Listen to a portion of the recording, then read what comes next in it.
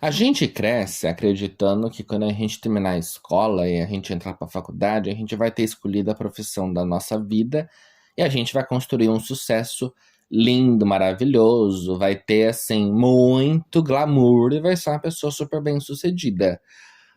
Só que não, né, habitantes? Olá, habitantes, tudo bem com vocês? Sejam bem-vindos a mais um podcast do Mundo do Rô. Hoje é segunda-feira e o Hora do Tricô vai falar sobre escolha de profissão ou mudança de profissão. Então vamos para o episódio de hoje. A gente então cresce com aquela máxima de que a gente na escola vai terminar os estudos e vai escolher uma faculdade, vai prestar uma prova, vai entrar e vai começar uma carreira, e vai sair dali, ter um emprego, crescer, virar bem-sucedido, ter sucesso e tudo mais, nananana. Essa é a imagem que a gente tem, que foi construída pra gente, foi vendida pra gente desde a infância. Entretanto, o que acontece? Começa o primeiro ponto. Eu acho que pedir para uma criança de 16, 17 anos escolher uma profissão pro resto da vida é algo muito, muito, muito cruel. É um peso de responsabilidade e um peso de decisão, de ter uma confiança, um autoconhecimento absurdo. Por quê? Porque a gente não tem, infelizmente, um acompanhamento psicopedagógico o suficiente para guiar os jovens para fazer as escolhas corretas. A gente não tem esse tipo de acompanhamento para indicar para eles o que eles são bons de verdade, o que faz sentido de verdade, o que é de fato aquela ideia de que eles podem seguir para escolher uma profissão. Então esse é o primeiro ponto. Aí escolhe a profissão baseada em é porque meu amigo vai fazer, ou porque eu vi no YouTube, ou porque eu conheço não sei quem, ou porque na novela não sei das quantas, porque no filme o fulano de tal, ou porque minha mãe, meu pai, meu tio, meu sobrinho, meu primo, minha avó, minha não sei quem. A gente escolhe baseado em coisas que não fazem muito sentido. Por quê? Você se basear numa pessoa do seu núcleo familiar e usar de espelho é até que ok, mas você não tem a mesma vivência do que ela. Normalmente, quando é uma pessoa da família e ela tem orgulho daquela profissão que ela tem, ela vai te passar muito mais as informações glamorizadas do que de verdade a parte do bucho, a parte do soco no estômago. Por quê? Porque a gente tem essa ideia de querer levantar a bola do que a gente faz para ser muito bem visto e para ser muito bem valorizado. Só que aí escolhe então uma profissão baseada no nariz, né, para não falar outras coisas, baseado em, tipo assim, em outros fatores que não sejam a escolha própria. Aí a criatura entra na universidade.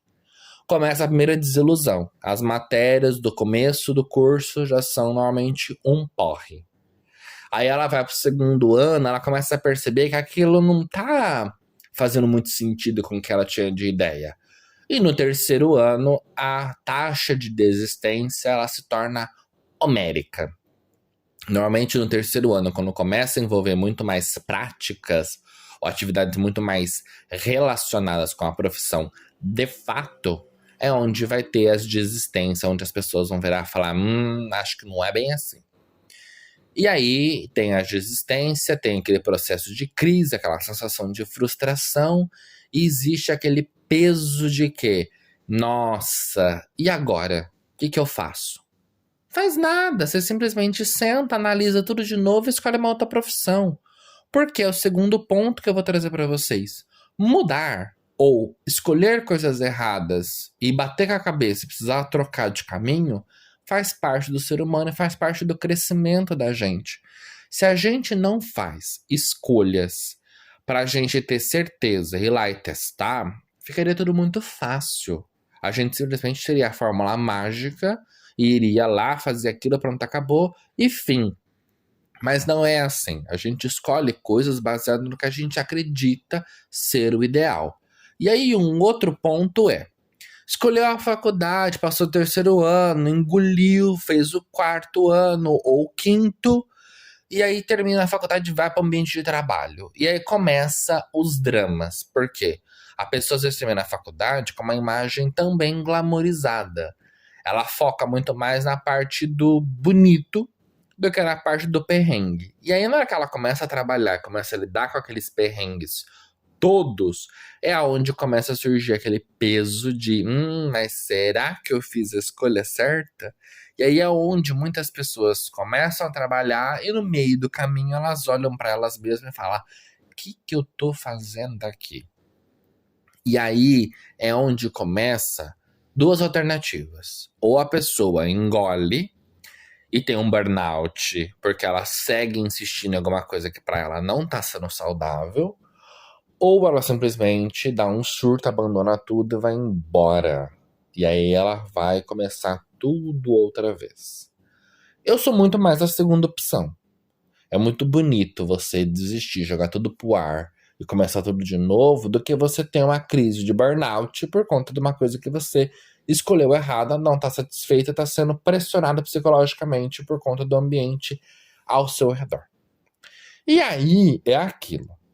Tem gente que, além de finalizar a faculdade e no meio do caminho desistir, ou ela vai e começa um outro curso, ou ela simplesmente tenta, dentro do curso, achar uma alternativa que seja um pouco mais suave ou agradável para ela.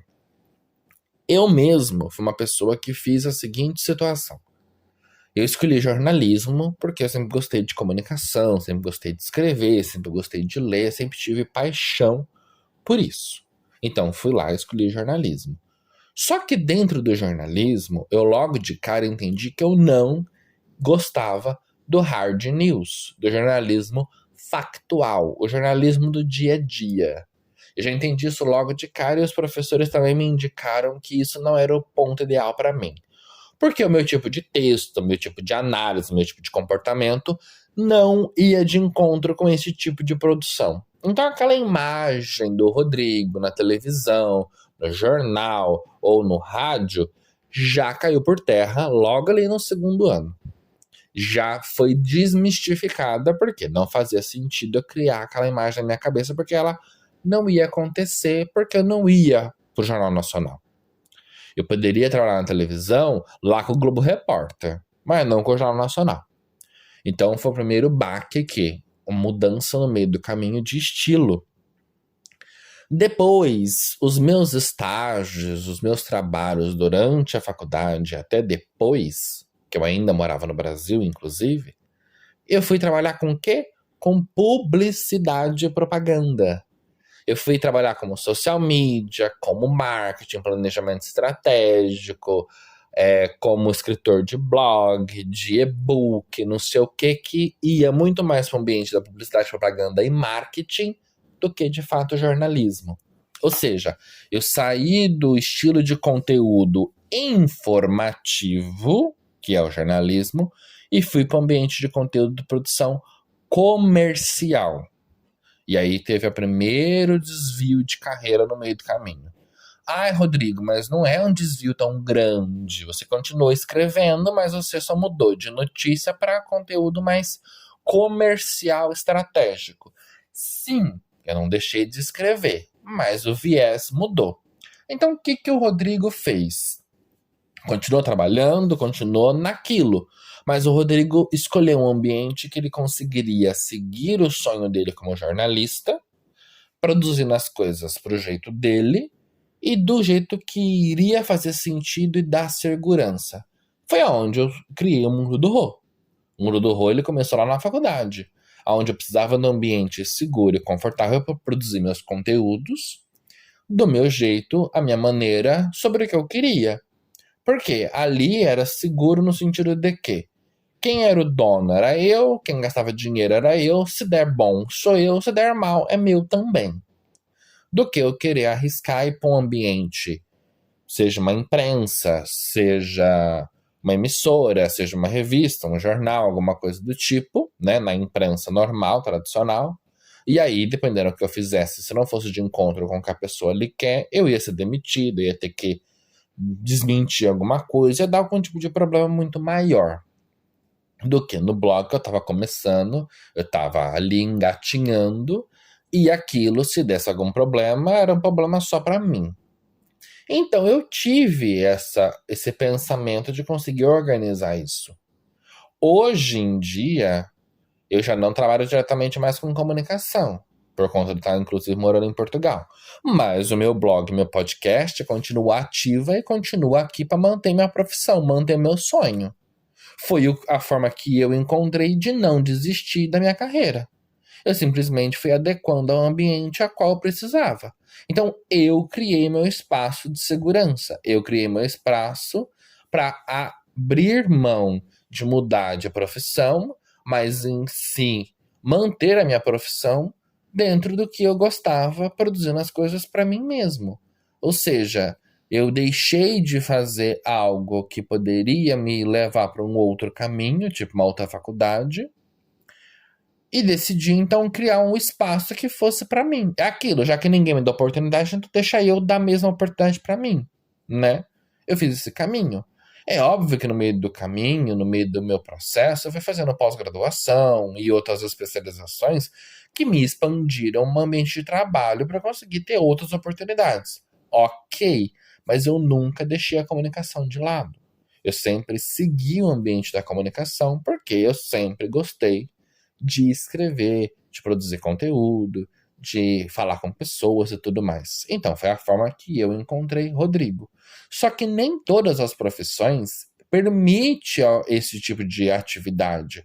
Ou seja, você se forma em alguma coisa que nem sempre ela vai te abrir leque o suficiente para você escolher outras mini profissões ali dentro. Muitas vezes você vai ter que ou fazer um curso extra, ou você de fato tem que mudar de profissão, porque aquele caminho que você escolheu, ele não dá abertura a atalhos. Ele não dá abertura a desvios.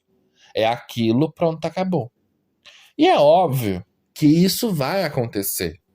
É óbvio que dependendo ou aonde você se encontra, o que você escolheu, se não foi a escolha certa que você fez, você vai ter que recomeçar. E recomeçar é bom, porque você vai terminar a sua vida, você vai estar lá na velhice com um repertório e com uma bagagem de experiências e tudo mais, mas muito, muito, muito maior do que uma pessoa que realmente trabalhou com a mesma coisa, mesmo não gostando, a vida inteira. E aí, qual que é a análise de tudo isso, né? Contei essa história, expliquei tudo isso e tudo mais. Porque eu percebo muita gente nas redes sociais e em ambientes próximos a mim, de certa forma, muito frustrada, ou em ambientes profissionais muito tóxicos, que estão deixando elas muito desmotivadas. E eu digo para todos vocês, como um conselheiro e um amigo de coração, não tenham medo de recomeçar. Nunca é tarde para olhar para um sonho e ir atrás dele. Nunca é tarde de você pegar e falar: pera, mas e se eu fizer tal coisa? E se eu for por este outro caminho? E se eu decidir fazer um desvio na minha vida e ir para um outro lado, escolhendo outros ambientes? Muitas das vezes pode ser que você encontre algo muito mais legal e se identifique com muito mais profundidade do que o ambiente onde você está hoje. E se por acaso esse novo caminho que você seguir também não te levar para onde você quer, vai lá e muda outra vez, cara. Vai lá e refaz de novo, porque a vida é isso, é acertos e erros, é escolhas de caminhos e verificar se faz sentido ou não. É testar. Porque se a gente não testa, se a gente não erra, se a gente não faz esse jogo, a gente simplesmente nunca vai conseguir evoluir, nunca vai conseguir chegar a lugar nenhum. Então, o recado que eu dou para vocês hoje é justamente esse. Façam, testem, sonhem, imaginem, criem. Não tem certeza? Vai lá e pesquisa, aprofunda, tenha contato com pessoas daquela área, vivencie aquilo, procura algum estágio não remunerado, ou tenta passar o dia com alguém que trabalha com aquilo, pede para visitar uma empresa, pede para conhecer o ambiente, se envolva, para as chances de você não errar ser muito menor do que simplesmente se você for atrás de algo que você imaginou e idealizou e acha que aquilo era a melhor opção. Então, habitantes, não tenham medo. Não tenham medo de fazer escolhas. Não tenham medo de errar. Não tenham medo de tomar caminhos ruins e ter que voltar e mudar e fazer um novo percurso. A vida é assim. E a vida mostra pra gente que tudo isso faz a gente ser quem a gente é e a gente crescer enquanto indivíduo. Então esse foi o podcast do Hora do Tricô de hoje. Espero que vocês tenham gostado. E até o próximo episódio. E falou!